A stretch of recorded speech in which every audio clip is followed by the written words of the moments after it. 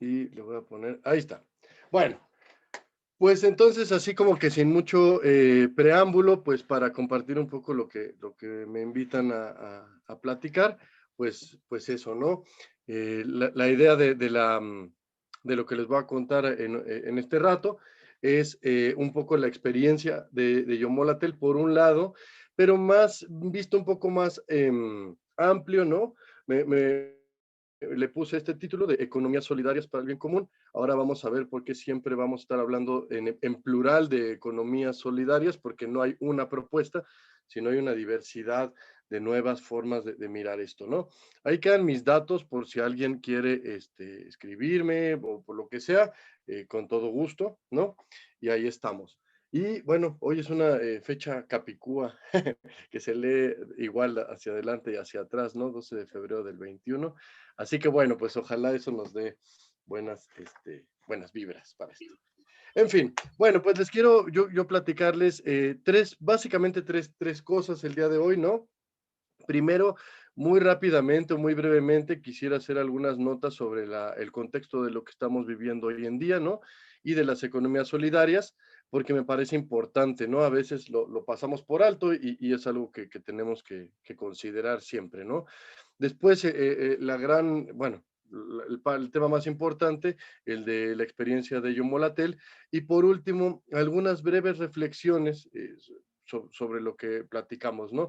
Específicamente en las propuestas de construcción de autonomía y de otras formas de, entre comillas, luchar contra la pobreza o de construir formas de buen vivir, de bien común, de vida buena, ¿no? Pues básicamente es eso y bueno, pues empezamos. En esta primera parte me voy a ir un poco rápido porque ya sé que han platicado del tema, ¿no? Pero pues lo primero con lo que siempre yo empiezo, ¿no? Es como este contexto de crisis civilizatoria que vivimos, ¿no? No vamos a poder entrar en ello, ¿no? Pero realmente cualquiera que creo haga una mirada crítica, una mirada detenida de la situación global a nivel actual, pues podemos ver que tenemos en todas las áreas de la vida, estamos viviendo procesos críticos, ¿no? Económicos, en términos de salud, por supuesto, ahora con la pandemia, en términos políticos, de producción, ambientales, educativos, etcétera, ¿no? Entonces vivimos realmente un tiempo en el que están confluyendo, hay muchos autores y autoras que le dicen policrisis, multicrisis, crisis civilizatoria, crisis de la civilización, etcétera, ¿no? Lo que hace este sentido es que estamos viviendo un momento muy particular a nivel histórico, donde hemos alcanzado una escala global, ¿sí? De impacto humano, ¿no? Recordemos que no somos ni la única especie en este mundo, ni el mundo está hecho para nosotros y nosotras, sino que somos parte de un gran entramado de la vida, ¿no? Y esto es lo que estamos poniendo pues en entredicho, es decir, el equilibrio sistémico es lo que estamos hoy en día poniendo en entredicho. Hoy en día es imposible no hablar de esta pandemia del COVID, ¿no? De lo que está sucediendo en el mundo. Y no quiero entrar en un detalle, en un análisis detallado porque no vale la pena, pero sí dar dos, tres notas, ¿no? Primero, es importante tomar la crisis, me parece, como un síntoma, no como una enfermedad en sí. Tenemos que terminar o resolver, sino asumir como algo que es un síntoma de una enfermedad más profunda. ¿Cuál es esta enfermedad más profunda? Yo creo, esta crisis que estamos viviendo, sí, a nivel global, y que se da o se detona principalmente por la globalización de un proyecto civilizatorio particular, que es el que viene de Europa, de la modernidad, de la ilustración, ¿no? Ya tiene 4 o 5 siglos andando y se ha realmente impuesto y universalizado, ¿no? Hoy en día prácticamente todo el mundo, no todo el mundo, pero prácticamente todo el mundo vivimos bajo este esquema o enfoque o proyecto civilizatorio, ¿no? Nacido en Europa. Este proyecto, por supuesto, se basa en el capitalismo, en el colonialismo. Hay muchos estudios de cómo este proyecto en su corazón tiene esta lógica colonial, ¿no? Y como veremos ahora, también se basa en la idea de desarrollo, de progreso y sobre todo de industrialización, que pongo en negritas porque vamos a entrar más en ello. Pero más profundo, todavía tenemos una cuestión realmente, esta sí, universal, que es la dominación del patriarcado, ¿no? La dominación patriarcal como base de nuestras sociedades, ¿no? Y no digo, no es una cuestión de hombres y mujeres, es una cuestión de masculino y femenino, ¿no?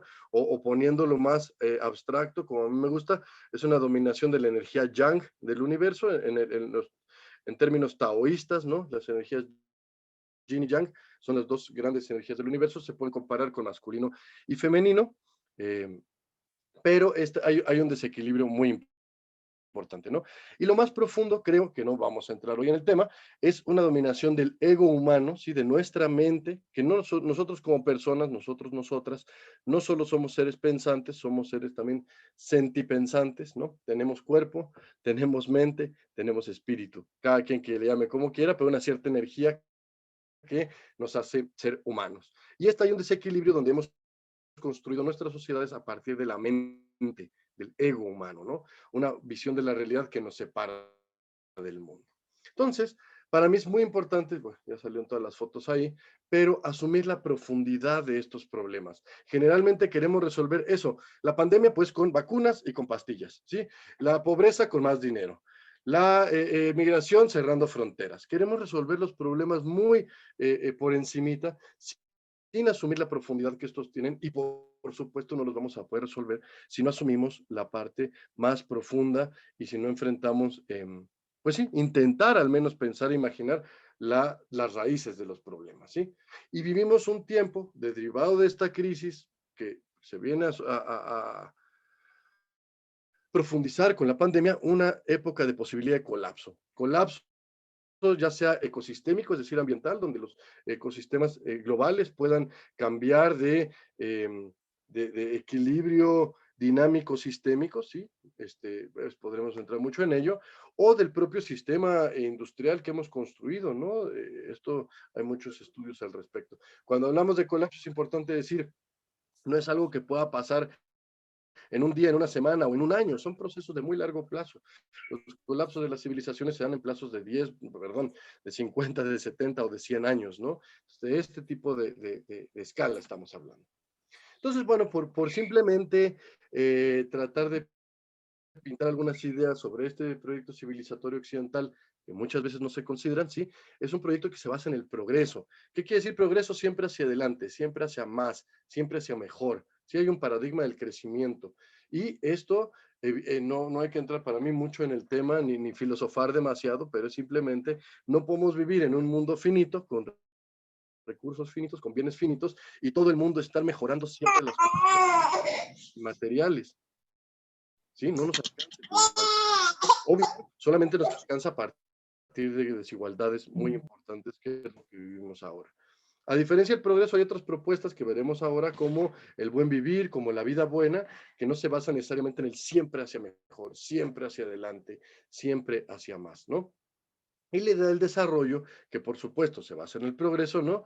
Que es este proyecto civilizatorio, esta idea de cómo construir sociedades, ¿sí? Que se basan en el progreso, de siempre más. Y esta palabra es muy importante para mí, ¿no? Se resume para mí en la idea de bienestar, como una sola palabra, y no en la idea de bienestar, como dos palabras distintas, ¿no? Es un concepto completamente distinto, el estar bien, el estar contentos, contentas, el estar en paz, el estar en equilibrio con la vida, en el respeto con la vida, sí, que el bienestar en términos occidentales de siempre querer más, de siempre tener esta idea, ¿no? Entonces, bueno, aunque habría mucho que profundizar en el tema, no podemos detenernos aquí y hay que seguir avanzando, ¿no? Simplemente anotar esta parte de la industrialización. Cuando yo me refiero a industrialización, no solo es la presencia de las industrias, de las fábricas y todo, sino es un modelo social que se basa en satisfacer las necesidades o las actividades humanas de las personas a partir de ciertas instituciones industriales en este sentido, ¿no? Instituciones públicas, instituciones privadas, pero queremos educación, bueno, aprender, entonces hay escuelas como institución. Queremos sanar, pues hay hospitales, ¿no? Queremos transportarnos, hay automóviles. Entonces, son una serie de instituciones, ¿sí? Dedicadas a satisfacer, entre comillas, las necesidades humanas desde fuera, desde arriba, desde el Estado o privadas en otros lados, ¿sí? Y esto me parece una cuestión fundamental que es un obstáculo para realmente construir la vida buena o el buen vivir en nuestras propias, con nuestras propias manos, ¿no? En nuestros eh, contextos y territorios. Entonces, bueno, ahora regresaremos al tema. Llevo 10 minutos, bueno, ahí vamos. En este proyecto civilizatorio, por supuesto, siempre me dicen y me regañan, bueno, pero ha generado muchas cosas positivas, ha generado mucha riqueza, por supuesto que ha generado muchas cosas muy positivas, cuestiones de conocimientos tecnológicos, de tecnología, de aumento en la calidad de vida, sin duda alguna, ¿sí? No estamos diciendo que todo sea negativo, pero también tenemos que poner en la balanza también los graves problemas con los que nos presenta. Básicamente, ambientalmente, porque estamos destruyendo el mundo, estamos acabando con los bienes sobre los que basamos nuestra vida, ¿sí?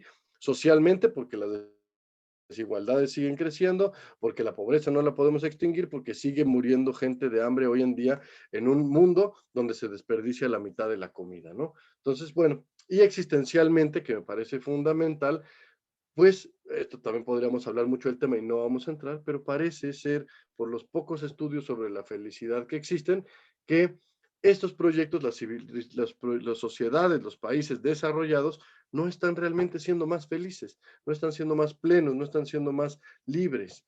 Y entonces yo digo, pues, ¿de qué se trata todo esto de un proyecto civilizatorio? Entonces, bueno, esto hay que meterlo en la balanza y solamente preguntar por ahí si alguien me puede confirmar si me escuchan, si ahí seguimos. Sí, ya. Sí, José Andrés, se escucha y Perfecto, se ve perfecto. Muy bien. gracias. Bueno, entonces, todo este contexto, sí, para decir, yo defiendo mucho que necesitamos plantear y hacer análisis radicales. Cuando yo digo radicales, mucha gente me acusa extremista y de retrógrada y demás, ¿no? Radical no es extremista, radical es algo que se enfoca en la raíz de las causas y de los problemas, ¿sí? De hecho, de ahí viene la raíz de la palabra, ¿no? Radical viene de la raíz. Entonces, cuando yo digo análisis radicales, digo, hay que buscar formas de hacer los análisis profundos de dónde, qué es lo que está ocasionando estos problemas y no nada más tratar de resolver la superficie, ¿no? Por supuesto que nos enfrentamos a que nos faltan conceptos, nos faltan asideros teóricos, nos faltan teorías sociales, teorías ambientales, conocimiento en general, sobre todo sistémico, pero tenemos que enfrentar esta situación para poder realmente dar un paso más hacia adelante, ¿no? Lo único que sabemos en este contexto es que seguir los pasos aprendidos, ¿no? Seguirlo, el camino conocido, pues nos va a llevar a lugares que ya conocemos. Estos lugares que ya conocemos atraviesan, o bueno, no atraviesan, son atravesados por esta crisis civilizatoria y esa es de la que queremos, pues no escapar, pero intentar resolver o atenuar, ¿no? Para estos análisis radicales, yo creo que nos sirve mucho lo que yo llamo dislocar las preguntas, ¿no? Es decir, tratar de ver los mismos problemas, pero desde enfoques radicalmente distintos, ¿no? Desde una visión distinta. Es decir, como en lugar de querer luchar contra la pobreza extrema, pues ¿por qué no planteamos el problema luchando contra la riqueza extrema, ¿no? Si esta idea tan sencilla pudiera ser implementada desde la ONU, desde el Banco Mundial, etcétera, pues otra cosa sería. Por supuesto que atraviesan un montón de intereses políticos y económicos que no es tan fácil de plantear, pero al menos teóricamente sí lo es. Y mientras teóricamente lo podamos construir, podemos empujar hacia allá, ¿no? O lo de la pandemia, verlo en lugar de como una enfermedad, verlo como un síntoma de algo más, ¿no?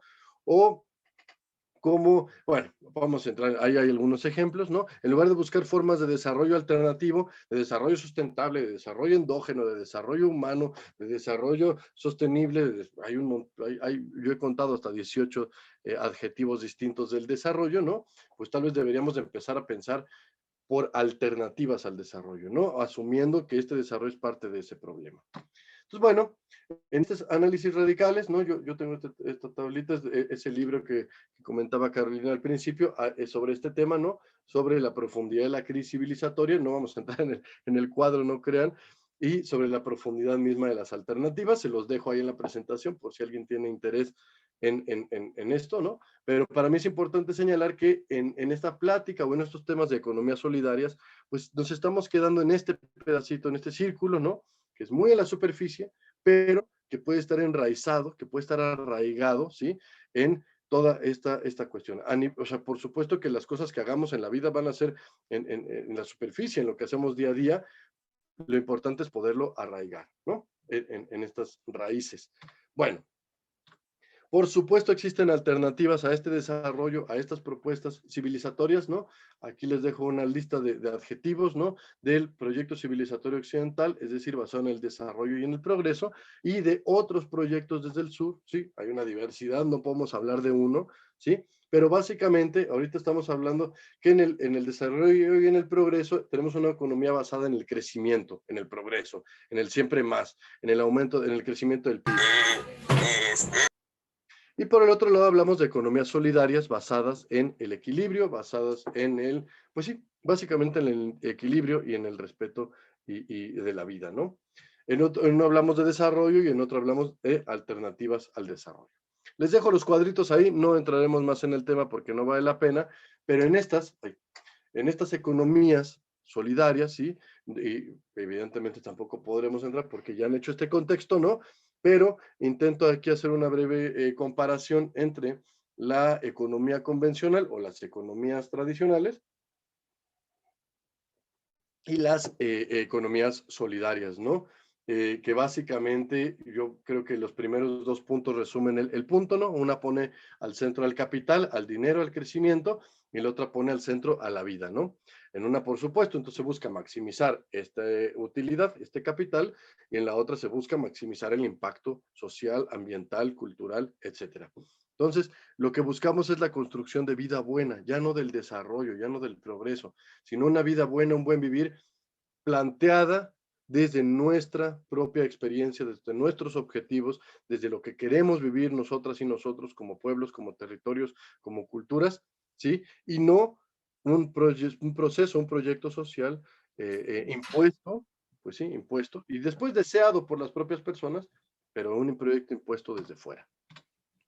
Estas economías solidarias, como dijimos, ponen al centro de la vida, de la inauguración de la planta de café allá en Chiapas, ¿sí? Buscan relaciones humanas solidarias, ¿sí? De participación, de apoyo mutuo, de cooperación, de solidaridad, etcétera, ¿no? Por supuesto, también buscan una rentabilidad económica, si no, no seríamos experiencias de economía solidaria, seríamos organizaciones, seríamos organizaciones de base, seríamos ONGs, etcétera. Si somos procesos de economía solidaria, tenemos que ser rentables, ¿no? En un mundo que opera como tal. Pero no solamente la rentabilidad es lo que buscamos, sino estos beneficios comunitarios, comunales, ambientales, culturales, políticos, cada quien que les ponga el nombre que quiera. Entonces cambia el objetivo, cambia de manera muy importante hacia dónde queremos caminar. Bueno, pues un respiro, sobre todo para mí. Y siempre corro un poco en este contexto, en esta primera parte, porque yo podría pasarme mucho tiempo hablando del tema, me gusta, pero entiendo que lo que tenemos que ir caminando es hacia estas experiencias o hacia eh, pues sí, hacia estas formas de vivir estas economías solidarias, ¿no? Y una de ellas, no la mejor, no la única, no mucho menos, una de las miles de organizaciones y de propuestas y de proyectos en México, ¿sí? Es Yomol Atel. Yomol Atel son dos palabras celtales, en celtal, la etnia indígena que habita, una de las etnias indígenas que habitan acá en Chiapas, y significa, Atel significa trabajo, y Yomol es algo así como organización. Entonces la traducción sería algo como organizados a partir del trabajo.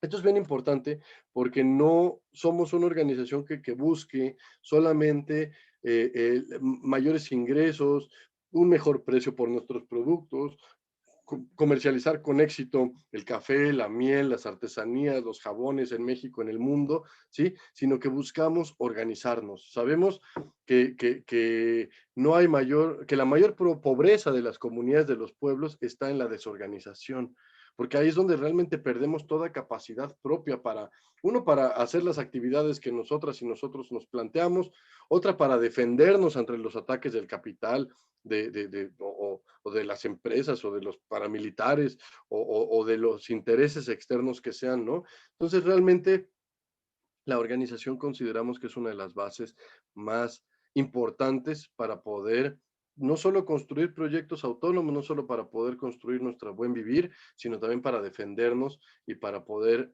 pues sí, sobrevivir, ¿no? Que bueno, allá en Guerrero, en Oaxaca, en Chiapas, son condiciones del día a día, ¿no? La supervivencia. Entonces, bueno, intentamos, como ahí dice, construir nuestro Lequilcush Lejal, acá se le llama así, a la vida buena, al buen vivir. Es un concepto, por más que algunos académicos no quieran reconocerlo, es un concepto milenario, que son formas de vivir bien, de buena vida, de plantear una vida querida, una vida alegre, una vida dulce. No, en Emil, pero hay muchos adjetivos distintos en Latinoamérica que se le dan a estas otras ideas de proyectos civilizatorios que no vienen de esa modernidad, de ese mundo desarrollista y progresista. Entonces, bueno, ese es el objetivo, construir en nuestro territorio esta vida buena, este buen vivir propio, con nuestras propias manitas, con nuestros propios procesos, con nuestras propias mentes y corazones, ¿no? ¿Dónde estamos? Pues básicamente en Chiapas. Ay, yo luego olvido que tengo este mouse. Le puedo poner aquí y exacto. Ahí estamos. Creo que ahora sí ven el puntito rojo. Bueno, entonces básicamente estamos en Chiapas, pero tenemos cafeterías que, bueno, hoy en día por la pandemia, que también vamos a hablar un poco de ello, están cerradas, pero tenemos también cafeterías en Ciudad de México, en Puebla, en Guadalajara, y básicamente estamos asentados en la zona norte del estado de Chiapas. ¿Sí? En Yomolatel, ¿qué es lo que hacemos? Pues esto que ya les platicaba, intentamos construir procesos integrales de economía solidaria. ¿Qué quiere decir procesos integrales? Lo que les decía, no solo vendemos, no solo producimos, no solo intercambiamos bienes, sino que dentro de esta integralidad de la vida, ¿sí? Es organizarnos, es capacitarnos, es generar no solo productos hacia afuera para la venta, sino productos de consumo propios de la familia regional, abonos orgánicos, insumos para los apiarios de las abejas, intercambios de alimentos, ¿sí? Y todo esto buscando construir relaciones solidarias, no solo entre nosotros como personas, sino también con la madre tierra, sino también con el mundo en general, ¿no? Ahí tienen pues son las empresas cooperativas que conforman el grupo cooperativo, algunas fotos ahí de la Cope Café, de las compañeras de la cooperativa Mujeres Produciendo Jabones, y unas alzas de baja calidad, para quien sepa de apiarios, no es la mejor foto, pero bueno, pero ahí estamos haciendo el esfuerzo, ¿no? Y ahora sí, dentro de este contexto de Yomolatel, un grupo de cooperativas que lo conforman pues casi 400, bueno, casi 400 familias acá en Chiapas, más casi 100 trabajadores y trabajadoras, ¿no? Que intentamos construir estas formas alternativas económicas y de buen vivir, ¿sí? Y pues aquí hay algunos ejemplos de algunas de las prácticas o de cómo se vive, pues sí, cómo se come, ¿no? Esto de la economía solidaria, ¿no? Pongo algunas en negritas, pensé que me iba a tomar más tiempo, según llevo 23 minutos. Carolina, si se me va el tiempo, tú ahí me jalas las orejas, por favor, pero las había puesto en negritas pensando, bueno, si no solo entramos en estas, pero quiero pasar, aunque sea rápido, por todas, deteniéndome un poco más en estas cuatro que están en negritas, porque creo que es ahí donde podemos, donde hay más carnita para que podamos hablar, ¿no? Aquí en la imagen tenemos, bueno, una de las lógicas que tenemos, ¿no? En Yomolatel nosotros le vamos del cafetal a la taza, pues tenemos, ustedes seguramente también sabrán de café, los cafés en la mata, en el acopio, el café pergamino, es decir, después ya de seco, el café tostado y la taza. El gran valor agregado que podemos buscar, y esto lo vamos a ver en la construcción del precio, es justamente en transformar los productos que producimos, ¿no? Es decir, tratar de llegar lo más adelante en la cadena de valor, pues sí, en la agregación de valor de los propios productos que comercializamos, que trabajamos y sí, en los que nos dedicamos al trabajo, ¿no? No siempre se puede, pero hay muchos casos en los que sí y que podemos ir innovando, ir pensando de manera que lleguemos lo más adelante en esta cadena de valor. En fin, vamos uno por uno. Si al final me voy un poco rápido, es porque también quiero, en estas reflexiones finales que les comentaba, quisiera hablar un poco sobre la importancia de la autonomía, autonomía en términos más los términos más generales, autonomía en la vida, autonomía económica, autonomía de subsistencia, como una estrategia, como una forma para, pues sí, abordar e intentar resolver los problemas a los que nos enfrentamos. Bueno, sé que ya se ha hablado algo de gobernanza, ¿sí? Pero pues un poco platicarles acá en Yomolatel cómo se vive esta gobernanza, ¿no? Tenemos espacios de decisión colectiva, ¿sí? En los que se busca la participación de todas las personas posibles y la democratización de las decisiones. Tenemos una asamblea general, ¿sí? Tenemos asambleas regionales, son 10 regiones que abarcan las casi 100 comunidades donde trabajamos, y la imposibilidad de estarse reuniendo todas y todos todo el tiempo, pues nos obliga a organizarnos en asambleas por regiones, que después cada región tiene sus delegados, sus delegadas y sus diferentes cargos, y bueno, se van juntando en distintas instancias de participación y de toma de decisiones. También tenemos mesas directivas que son elegidas cada 3 años, mesa directiva del área de café, del área de miel, de la cooperativa de mujeres que producen artesanías y producen jabones de miel, etcétera, que son elegidas, pues sí, democráticamente.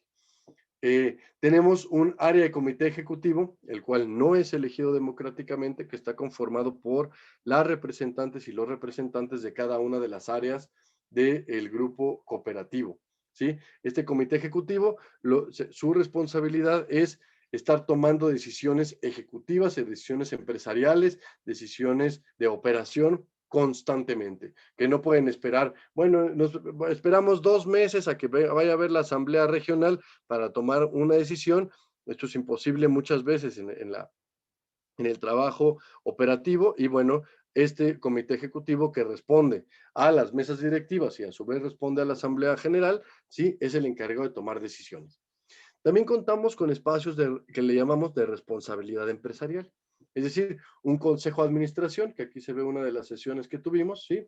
Y, este, y tenemos comités directivos por empresa o por cooperativa, que son, pues sí, comités con gente invitada, de expertos y expertas, que están muy enfocados en la parte empresarial, en la parte operativa, en la parte de, pues que esto no presente pérdidas, que esto genere ganancias, que esto camine, porque insistimos, si no podemos tener un enfoque muy interesante socialmente, políticamente, de construcción de organización social, de formación, etcétera, pero si no logramos que las cuentas nos den los números positivos, pues esto no tiene futuro, ¿no? Al menos como procesos de economía solidaria.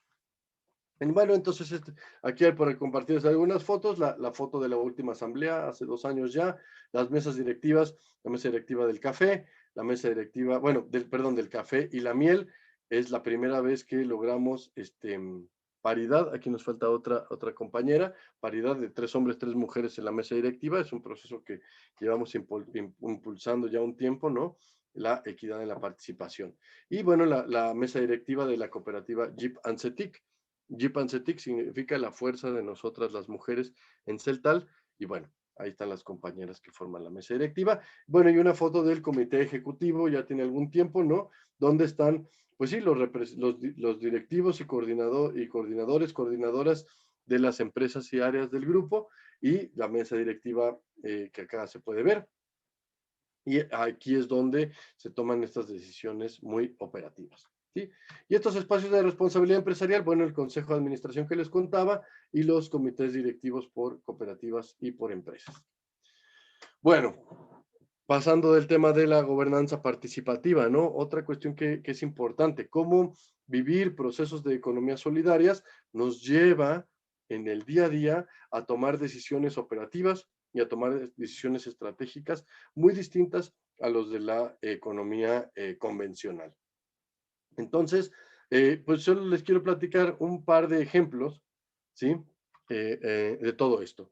El primero de ellos es, bueno, claro, las decisiones que se toman en el día a día, pues lo que priorizan, como la economía solidaria vimos en el contexto, no priorizan solamente la máxima ganancia, la máxima utilidad o la operación más eficiente, sino las necesidades propias del grupo que esté trabajando.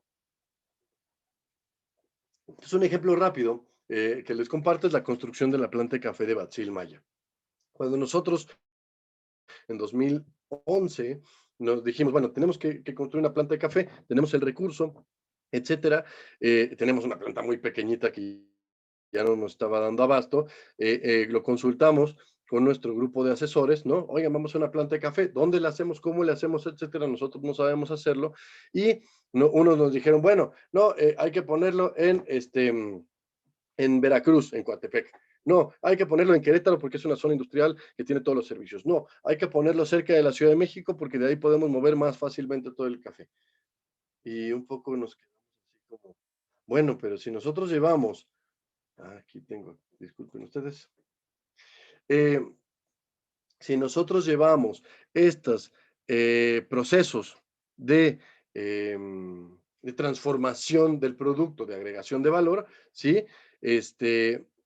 Lo sacamos de los lugares donde estamos produciendo, entonces, pues no estamos generando el impacto local y social que necesitamos y que buscamos, ¿sí? Para que la gente local pueda formarse, pueda capacitarse, pueda tomar ellos y ellas mismas las decisiones en sus, bueno, no las decisiones, puedan aprovechar y transformar esos productos en esta agregación de valor. Entonces, si nosotros llevamos la planta a Coatepec, la llevamos a la Ciudad de México, pues vamos a seguir,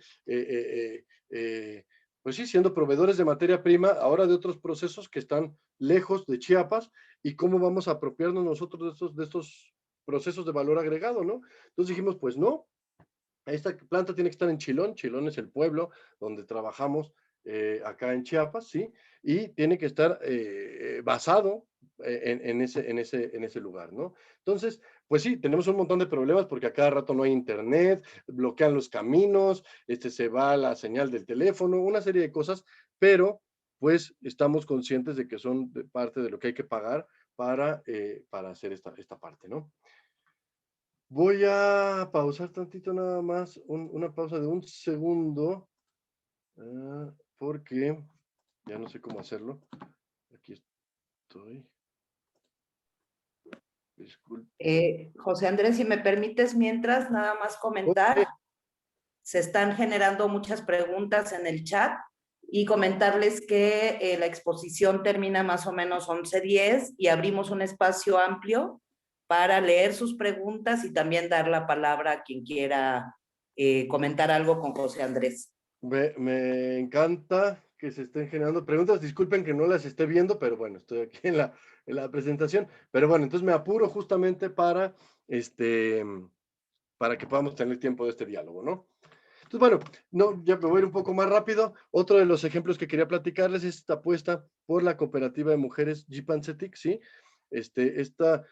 Por un montón de contextos que no pues, estamos aquí para poder dar, es un proceso económico productivo que hoy en día apenas está llegando al punto de equilibrio. Hoy en día, después de 6, 7 años de impulsarse, ¿sí? Por la calidad de los productos, por la dificultad de la participación de las mujeres, por el patriarcado y el machismo muy presente en las comunidades, por una serie de cosas que bajo un esquema meramente económico convencional nos dirían, bueno, si tú tienes una empresa o un proceso económico que te genera pérdidas anualmente, pues la decisión es muy fácil, cierra el proceso y ya está. Pues si te genera pérdidas, pues ¿para qué le sigues por ahí? ¿No? Y nosotros decimos, pues no, no se trata, no solamente vamos a tomar decisiones económicas, no, decisiones a partir de indicadores económicos, sino entendemos la importancia y la necesidad de impulsar esta cooperativa de mujeres para impulsar la participación de las compañeras, para impulsar su incorporación a procesos productivos y de agregación de valor, una serie de cosas que no podemos, que no voy a entrar ahora, ¿no? Pero entendemos la importancia de impulsar este tipo de experiencias y aunque esté generando pérdidas, bueno, pues para eso tenemos las cafeterías, para que generen ganancias que puedan cubrir lo que no alcanzamos a tener de pérdidas acá, ¿no?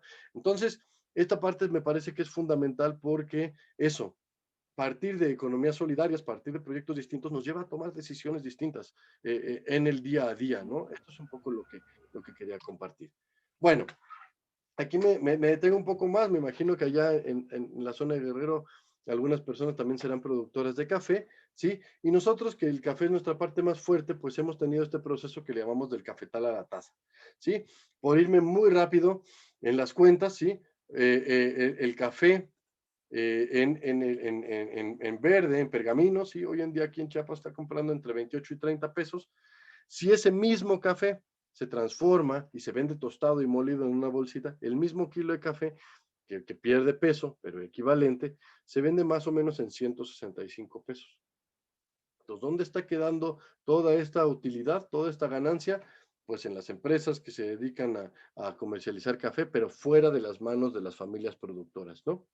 Ahora, si este mismo café, que ya está molido y demás, se vende en taza, pues pasa, el mismo kilo de café de 28 pesos pasa a tener un valor alrededor de 1,300 pesos por el mismo kilogramo de café pergamino. Entonces, yo siempre, no hay que tener un doctorado en finanzas, no hay que tener muchos estudios económicos para saber que hay un montón de negocio aquí, que hay un montón de dinero que se está generando, que está quedando fuera de las manos de las familias productoras y que pues está repartiendo entre un montón de gente, pero no en quien produce y quien crece estos productos. Cuando nosotros vimos esto dijimos, bueno, tenemos que vender en taza. Y entonces empezamos el proyecto en 2010 de empezar cafeterías, de impulsar la venta en taza y de nosotras y nosotros, claro que tiene costos, hay que pagar renta, hay que pagar sueldos, hay que pagar máquina, hay que estar teniendo un montón de estrategias de comercialización, hay que hacer un montón de cosas que por supuesto tienen un costo, pero que con esta agregación de valor que va de 28 a 1,300 pesos el mismo kilo, ¿sí? Pues por supuesto que hay bien administrado, bien gestionado y bien trabajado, hay recursos suficientes para pagar máquinas, vitrinas, rentas, remodelaciones de cafeterías, publicidades, etcétera, ¿no? Y esto es algo muy importante. ¿Qué nos ha permitido esto? Esta gráfica me gusta mucho y podría pasar mucho tiempo hablando de ella, pero no me voy a detener demasiado. Simplemente podemos ver aquí en naranja, marrón, café o el color del daltonismo que cada quien tenga, que le dé para verlo. Si esta gráfica que sube y baja es el precio del coyote, el precio local, ¿sí? En un plazo de más de 10 años, y podemos ver claramente la lógica de los commodities, se llama, la lógica de la bolsa de valores, ¿sí? Que sube y baja, ¿no? Entonces, generalmente así se vende el café, con estas subidas y bajadas de precio. En la línea verde podemos ver el pago de la propia cooperativa de café, ¿sí? Donde al principio pues siempre estaba un poquito arriba del precio de coyote de los intermediarios, y aquí empezamos lo que llamamos construcción del precio, ¿sí? Empezar a buscar vender café tostado, ya en bolsa, con Batsil Maya, ¿sí? Y esto nos permitió ir estable, pues sí, como estableciendo, como equilibrando, no sé qué palabra usar, construyendo el propio precio, sí, que ya no dependía de la lógica de la bolsa de valores. Evidentemente aquí hay un pico que se da en 2011, que es, bueno, hay una historia muy grande por qué pasa esto, por la plaga de la roya, por unas cosechas muy bajas que hubo en Brasil, y se da un pico del precio, sí, que incluso nos llega a rebasar en varios momentos a nuestros precios, sí, pero como toda la lógica de los commodities, pues sube, se hace una burbuja y, pum, y se desploma, ¿no? Cuando esto se desploma, pues nuestro precio queda, ¿sí? Y aquí empieza a haber una utilidad importante. A partir de 2012 nosotros empezamos a hacer pagos por calidades, por eso cambia la línea verde a 3 azules, entonces se puede ver el precio de primeras, de segundas y de terceras, y en punteado podemos ver el precio promedio, ¿sí? Entonces el precio promedio realmente es el que habría que comparar, y podemos ver claramente que el precio promedio siempre está por arriba del precio del coyote, excepto por los piquitos que responden a esta lógica de commodity, ¿sí?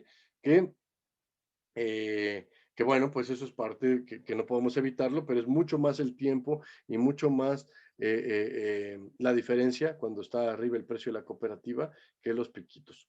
Ahora tenemos un problema pues con esto de la pandemia porque las cafeterías llevan un año cerradas, que es nuestra principal fuente de ingreso, y bueno, ya hablaremos de eso ahorita un poco más adelante. Pero aquí se pueden ver los resultados económicos de esto que les platico de eh, poder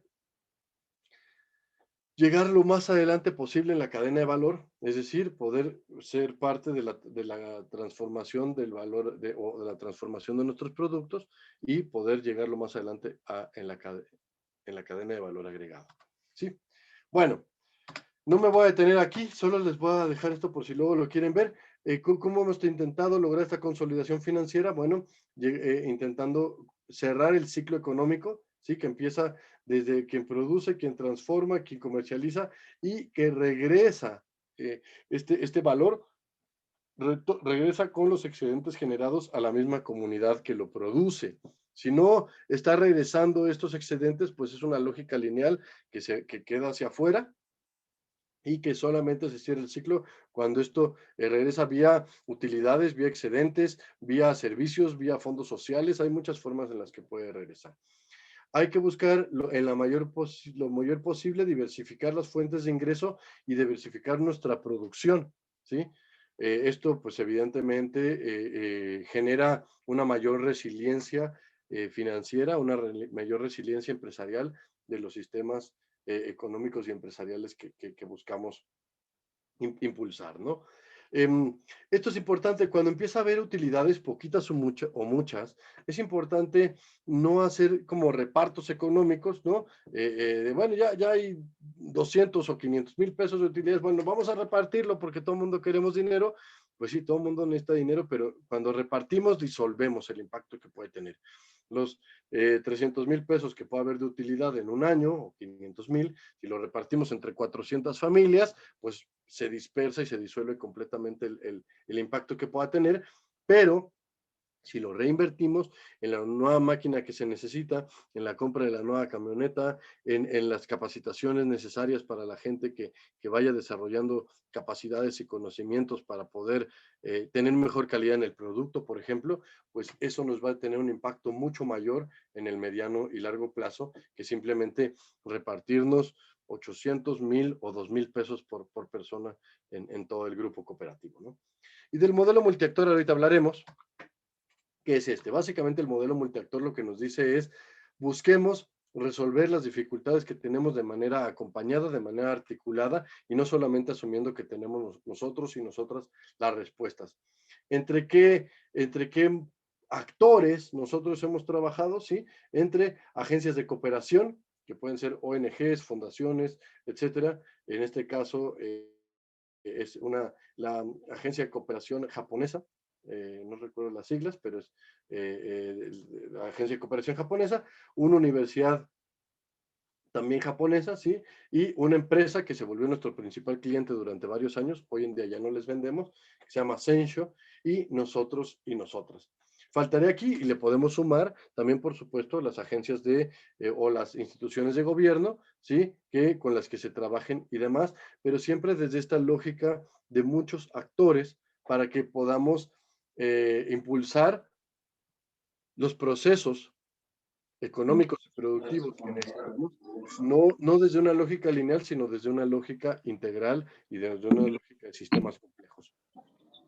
Podría entrar mucho en este tema, pero básicamente la lógica es caminar de manera articulada y acompañada a través de las vinculaciones que cada organización y que cada proyecto podamos tener. Esto del modelo multiactor a nosotros nos ha tenido un impacto muy grande, claro, en un proceso de 10 años, ¿no? Pero básicamente en 2007 nosotros operábamos con el 70% de nuestro gasto venía de donativos, es decir, de subsidios, pues sí, de donativos de fundaciones, de ONGs, etcétera, y solamente el 30% provenía de nuestros ingresos propios, de lo que nosotros producimos y llegamos a hacer con nuestro proceso económico productivo, a través de formaciones, de buscar clientes, de caminar acompañados, de inversiones, de desarrollar capacidades, de una serie de cosas de lo que les cuento, el modelo multiactor, y aquí solo pongo algunos de los actores con quienes hemos trabajado, ¿sí? En un proceso de 10 años, pues se ha aumentado 37 veces el presupuesto, ¿sí? Ha aumentado muchísimo el presupuesto que tenemos, y le hemos dado la vuelta a esta lógica donde dependíamos de los donativos.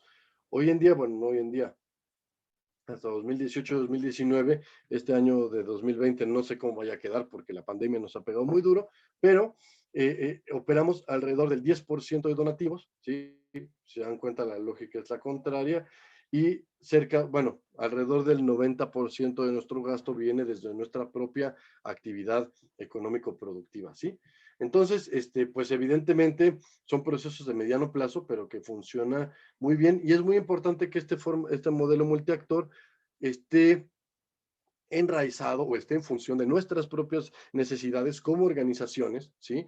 Y no de las externas, ¿no? A veces que se puede uno decir, bueno, es que hay un proyecto de gobierno o del Banco Mundial o lo que sea y hay que hacer esta otra cosa que nosotros no hacemos, pero nos van a dar un montón de dinero, pues decir, es que eso nos saca muy fácil de nuestro propio camino. Entonces es importante que participemos en esta lógica multiactor con todos los actores posibles, pero siempre y cuando esté en función de nuestros propios objetivos y de nuestras propias metas y de nuestros propios caminos, ¿no?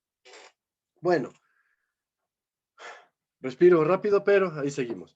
En cuestiones de información financiera es muy importante estar dando toda la información a todas las áreas. Eso siempre lo pongo así, es un estado de resultados, ya no me acuerdo ni de qué año, de los que usamos en Yomolatel. No se ve nada, por supuesto, esa es la idea, porque aunque se vea clarito, cuando nosotros compartimos esta información con todo el grupo, nos dicen, pues no se ve nada, no entendemos nada, y evidentemente no todo el mundo tiene las capacidades financieras para ver esta parte, y ahí entra en la importancia de este tipo de procesos de comunicación de la información.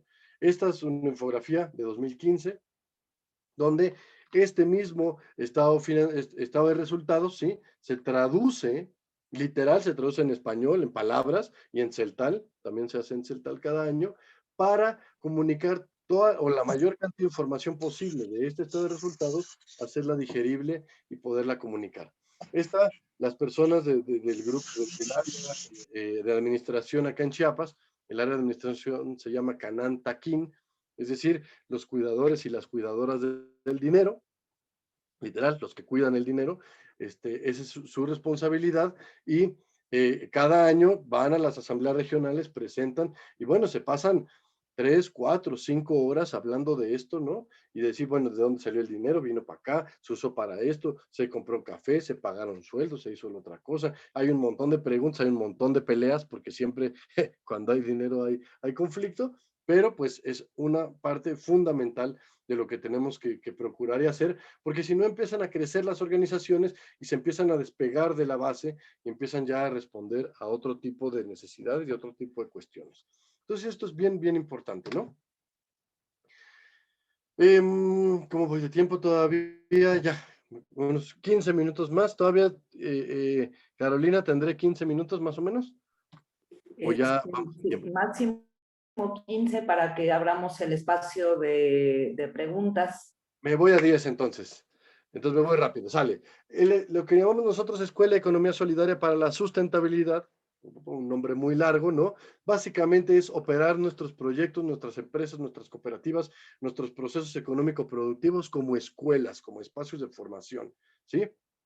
Entonces, en lugar de pensar, oye, hay que mandar a otro lado a estudiar a los jóvenes, a las jóvenes, ¿no? Pues no, hay que buscar cómo podemos desarrollar las capacidades que necesitan para tostar café, para administrar, para hacer la evaluación del grano, para exportar, para hacer facturas, para hacer declaraciones fiscales, para hacer un manejo de redes y de publicidad, para lo que nosotros queramos, ¿sí? Para preparar tazas de café, para lo que sea, pero a partir de nuestros propios procesos, ¿no? Entonces, también es una forma de generar procesos de formación desde un enfoque de autonomía, desde nuestra propia capacidad, vamos generando estas habilidades y estas capacidades, ¿no? Entonces, bueno, de todo tipo, ¿no? Aquí está el responsable de la planta de café, compartiendo con la cooperativa de mujeres cómo llevan sus inventarios. Por supuesto, llevar inventarios de jabones de miel y llevar inventarios de café tostado son diferentes cosas, pero hay mucho, mucho que pueden compartirse, ¿no? Acá están compartiendo una receta de sulfocálcicos para combatir la roya entre gente de una región y de otra, ¿no? Pues no necesariamente tenemos que buscar a los agrónomos expertos y especializados, sino decir, oigan, ¿quién está teniendo éxito para combatir la roya. Ah, nosotros tenemos esta receta que nos ha ido bien, pues vénganse, vamos a compartirla, vamos a generar estos procesos como de campesino a campesino, ¿no? Y bueno, así podría contarles una historia de cada fotografía, pero no tenemos el tiempo. Entonces, bueno, ante esta pandemia que nos ha pegado también súper fuerte, pues evidentemente como a todos, ¿qué son las respuestas que intentamos dar, no? Lo primero que hicimos fue un comité de contingencia, porque pues a todos evidentemente la parte económica, pero también la parte de salud nos empezó a preocupar mucho. Entonces, un comité que pudiera reunirse, que pudiera estar dando información hacia todas las áreas de del grupo cooperativo, ¿no? Se hizo ¿cómo se llama? Como un reportito, como un informe, ¿sí? Para estar al principio era cada semana, después empezó a ser cada 3 semanas y después cada mes que se reunían y que estaban compartiendo información pues de todo tipo, ¿no? Evidentemente nos pegó muy fuerte en los ingresos y en los sueldos pues aquí se hizo una reflexión muy amplia en todo el grupo de decir, oigan, pues aquí no es porque el dueño de la empresa que es un maldito y que no quiere pagar los sueldos, no quiera, es simplemente, aquí están las cuentas, no nos da el dinero. ¿Qué hacemos? O entre todas y todos tomamos decisión de quién tenemos que despedir o no nos pagamos sueldos o qué hacemos. Y la decisión que se tomó en colectivo fue pues hacer aportaciones, es decir, reducciones de sueldo voluntarias, que fueron los sueldos más bajos como el 15%, los sueldos más altos hasta un 50 o 60% de reducción del sueldo, que lo que acordamos fue una vez en los siguientes 2, 3, 4 años que esto se recupere, esa se va a tomar como una aportación de las personas al propio grupo cooperativo. Es decir, yo estoy aportando un capital social a mi grupo cooperativo y se va a reconocer posteriormente. Bueno, hay también muchos detalles que entran en el tema y que no se intentamos Intentamos promover lo más posible promover lo más posible. cuestiones de autocuidado, de apoyo mutuo, ¿no? Y bueno, pues nos confrontó, por supuesto, con nuestras crisis, sobre todo en Capeltic, que esto que les digo, ¿no? Dependíamos de un solo canal de ventas, de ingresos, ¿no? Lo cual estaba muy bien hasta que tuvimos que cerrar las cafeterías y tuvimos que pagar esta, pues, debilidad, ¿sí? Debilidad en términos sistémicos de depender solo de un canal de ingresos, ¿no? Y hoy en día estamos en un proceso de reinvención de todo el modelo de negocio y de cambios en la estrategia comercial, etcétera. Entonces, bueno, todo esto para platicarles un poquito de las respuestas que hemos tenido o que hemos intentado tener ante esta crisis. Y por último, y de manera muy escueta por el tiempo y porque también es importante el diálogo que pueda surgir de todo esto, quisiera compartirles 2, 3 ideas muy generales. Primero, que las alternativas, me regreso a donde empezamos del contexto, ¿no? Que estamos intentando construir, pues existen en todas las áreas, ¿no? Aquí hablando de los horizontes civilizatorios, hablando, es decir, de estas alternativas de proyectos sociales o proyectos civilizatorios, ¿sí? Que no solamente, a veces pensamos que pues, eso, el único esquema y la única idea es el del desarrollo, el del progreso, el de tener más dinero, el de tener más acceso a hospitales, a escuelas, a instituciones gubernamentales, a apoyos, y pues no, existen una serie de alternativas, de proyectos, de ideas, de formas de organización, de satisfacer las necesidades sociales. Hay una serie de propuestas, ¿no? De todos los niveles, muy arraigados desde lo profundo hasta lo muy aterrizado en la vida, hasta lo muy terrenal, ¿sí? Que están existentes. Evidentemente no voy a entrar en ellas, me podría aventar un rato aquí echando choro sobre estas y no se trata de ello, pero lo que quiero compartir es que existen. Y eso ya es algo por decir, ¿no?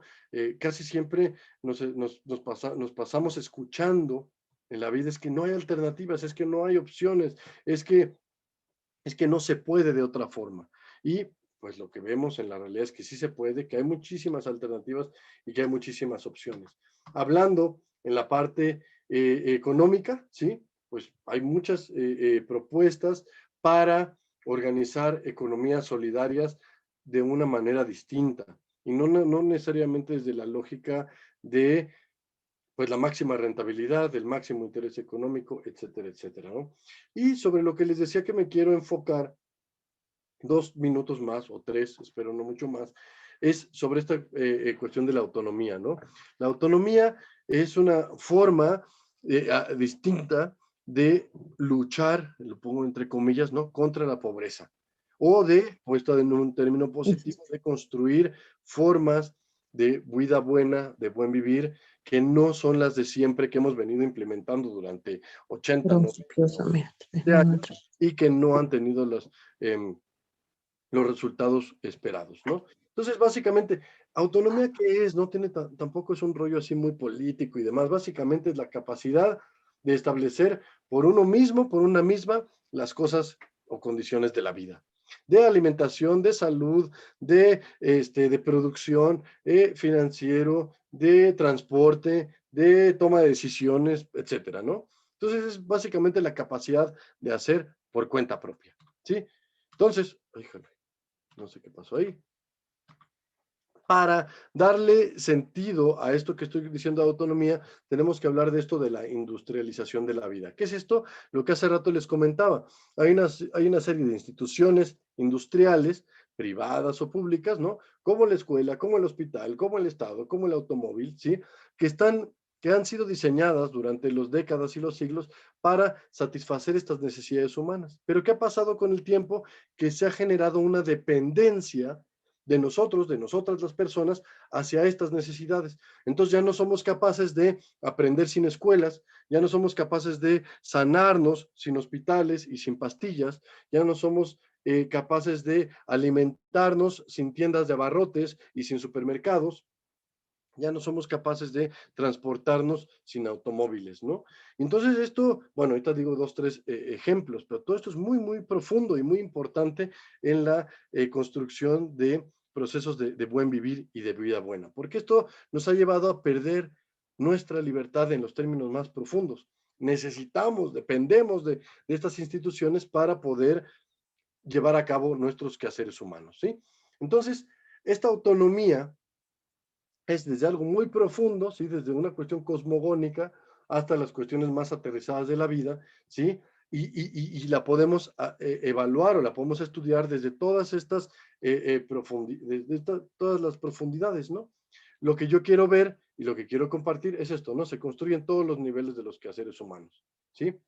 Y dos últimas ideas. Una que es esto de cómo se construye, que ahora vamos a ello, pero dos, algo que dice Gustavo Esteva, para quien lo ubique, que a mí me gusta mucho, es para llevar a cabo, para plantear desde otra lógica o desde otro enfoque estos procesos, es cómo recuperamos los verbos de los sustantivos. Es decir, cómo dejamos de hablar de alimentación y hablamos de alimentarnos, dejamos de hablar de educación y hablamos de aprender, de salud y de sanar, de conocimiento y de saber, de transporte y de transportarnos.